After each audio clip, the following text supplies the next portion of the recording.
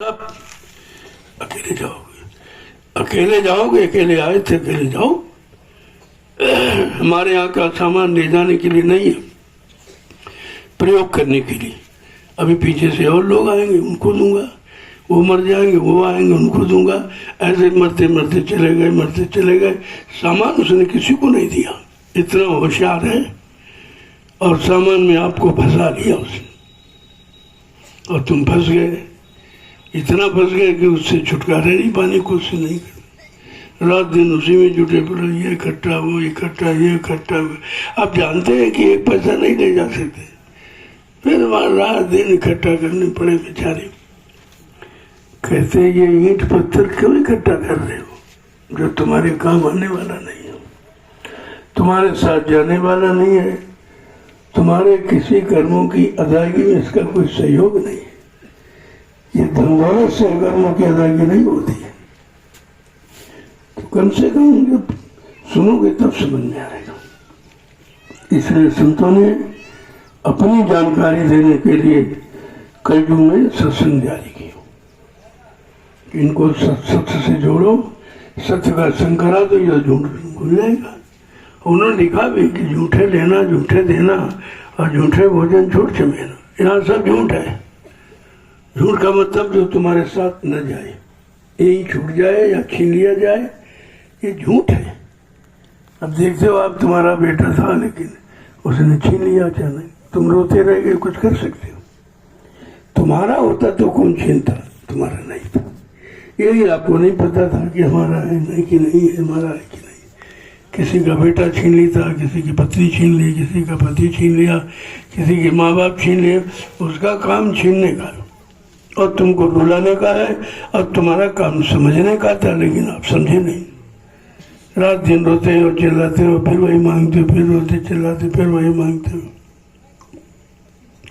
पहली बात तो जीव को नहीं मालूम कि संत दरबार में मांगा क्या जाता, वो क्या देने के लिए आया, किस लिए दरबार लगाया है, क्या देने आए, ये तो कुछ जानते कोई नहीं।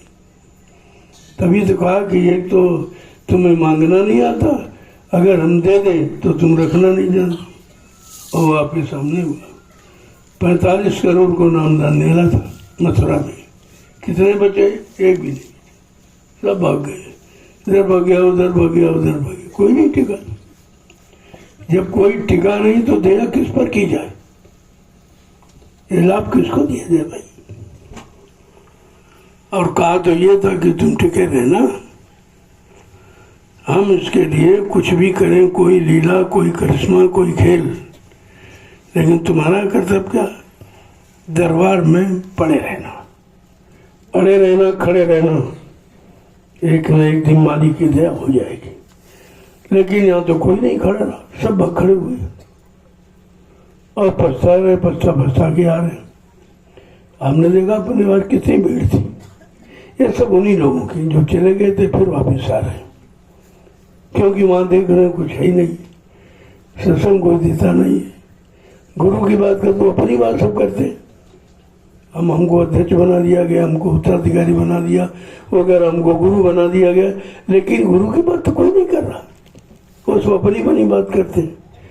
तो धीरे धीरे धीरे राज खुलने लगा कि भाई ये तो सब अपनी बात करते हैं, अपना प्रचार करते, ये गुरु की बात तो नहीं करते। और हम गए थे मथुरा गुरु की बात सुनने, गुरु का संदेश सुनने गए थे। लेकिन तुम्हें तो भी तो बुलाया है। जब तुम गुरु की बात सुनने गए थे, गुरु के पास गए थे, फिर इनके पास कैसे पहुंच गए? तो गुरु वाले तो चले हैं, जो तुम हो वो है अंतर क्या? तो यही सी बात को तो समझना था, आप नहीं समझ आए तो भ्रमित हो गए। धीरे धीरे धीरे धीरे ये तो मालिक की दया है कि दोबारा फिर मौका आपको मिल गया। जितनी अवतारी शक्तियां किसी ने मौका नहीं दिया है। हिरण्यकशिपु को एक बार समझाया, नहीं माना तो मार काट दिया। रावण को एक बार समझाया, नहीं माना तो मार काट दिया गया। कंस को, जरासंध को एक ही बार समझाया, नहीं माना तो मार दिया। इन शक्तियों का ये काम है, लेकिन वो काल शक्तियां हैं, वो दयाल पावर उनमें नहीं है, दयाल अंश नहीं उनमें। और दयाल का काम बचाने का है, सुरक्षा करने का उनको, तो बड़ा अंतर है। उस काल की शक्ति और दयाल शक्ति में बहुत फर्क है। लेकिन तुम्हारे यहाँ दयाल शक्ति का इतिहास है तो, लेकिन तुमने पढ़ा नहीं है। कबीर साहब से लेकर जितने आए ये सब दयाल पुरुष थे।